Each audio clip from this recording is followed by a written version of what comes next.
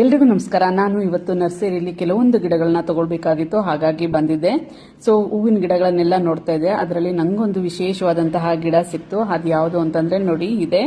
ಇದನ್ನ ನಾವು ಸರ್ವ ಸಿದ್ಧಿ ಗಿಡ ಅಥವಾ ಸರ್ವ ಶುದ್ಧಿ ಗಿಡ ಅಂತ ಕೂಡ ಕರಿತೀವಿ.